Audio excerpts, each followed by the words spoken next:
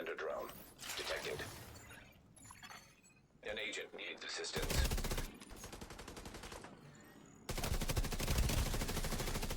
Rogue Stinger Hive.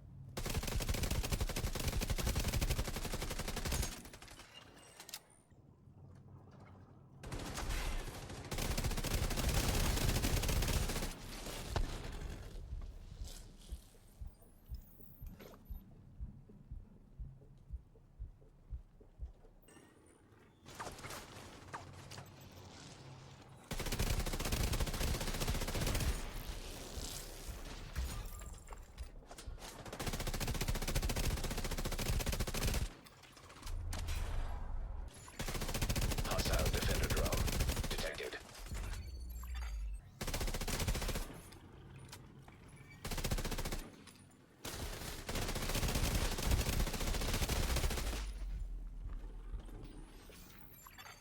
Agent down.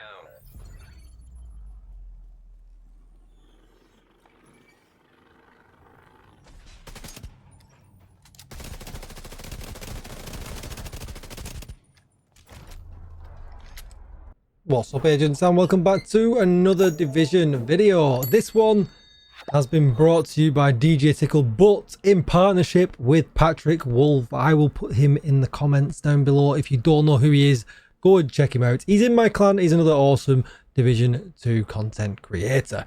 And he said to me yesterday while we were playing some PvP, have you tried this build? And I have not tried it. I'm only just dipping my toes in the PvP world, especially conflict anyway.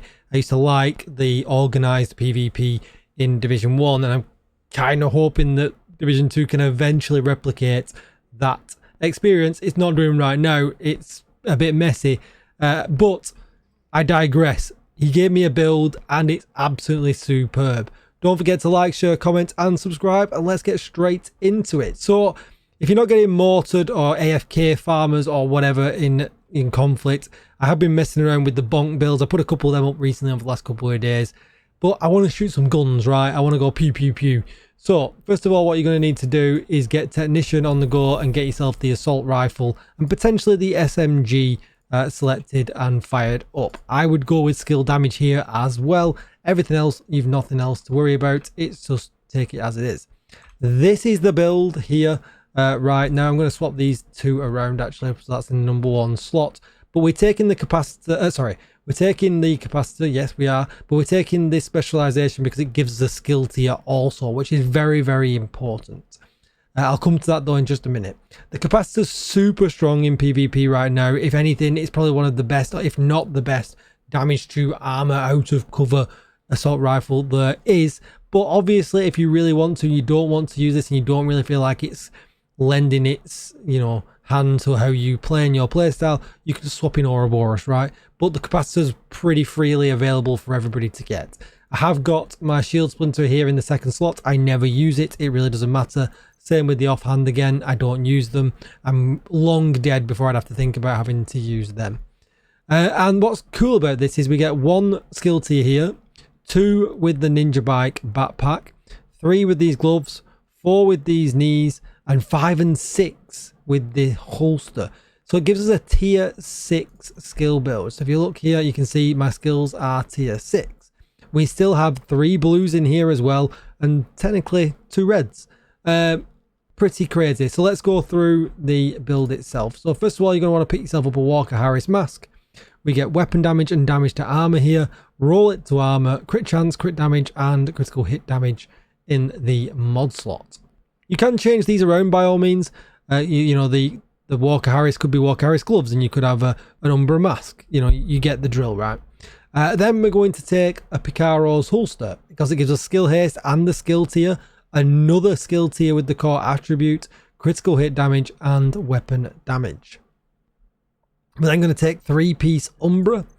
We're going with the chest piece because we get 15% crit chance, 30% reload speed, and then we get the 4-piece bonus, the From the Shadows into the Light, which is crazy good in PvP, and I'll go through it in just a second.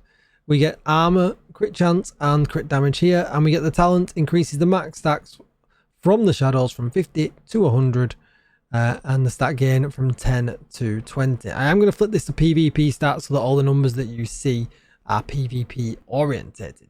Don't forget, your expertise and all that gubbins does not matter in conflict. So if we go back into the chest, you can see here, while in cover, gain 10 stacks per second up to 50. Each stack will give you 1% critical damage increase and 0.3% RPM. The buff doesn't apply though until you come out of cover, and it sticks around for ages. These buffs are really generous with the amount of time that they stick around. But then when you go into cover, while out of cover, they lose 2 stacks per second at normal speed and 1 stack if you're sprinting. You're in PvP, you're sprinting a lot. While out of cover and in combat though, you gain 10 stacks per second, each up to 50. Each stack will give you 0.8% armor regen when it's consumed. Stacks consume 10 stacks per second, but only in cover, which I did leave it myself.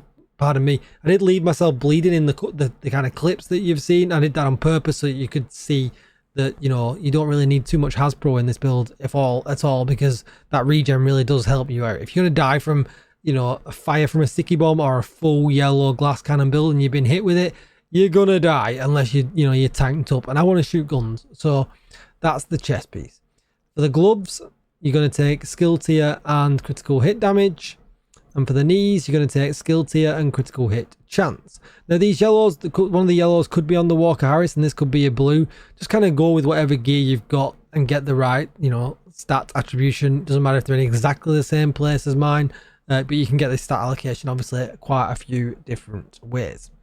We're then going to take the dreaded Stinger Hive that everybody's using. It's got 14 charges in this. The refill speed's not less than 5 seconds. It's got a lot of health. It does 750k damage. It's crazy because we are tier 6 drone. I've also got level 10 expertise, not that that matters, but I've got health, range and damage in the mod slots.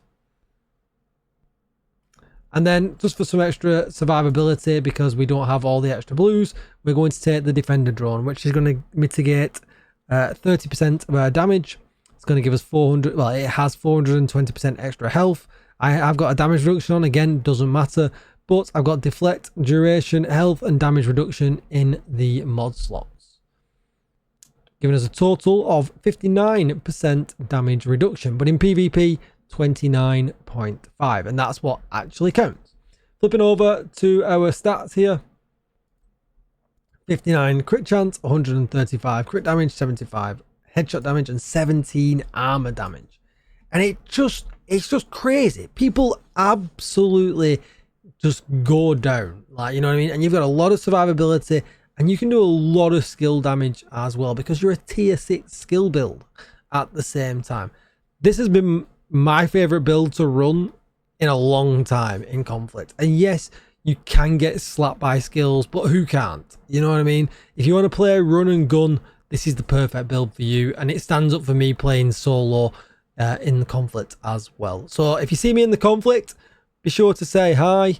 Don't forget to like, share, comment and subscribe. Let me know what you guys are running down below in conflict, and join my Discord server if you ever want to team up or you need any help or anything like that. Feel free to join. Thanks for watching, agents, and I will see you all in the next one. Bye bye.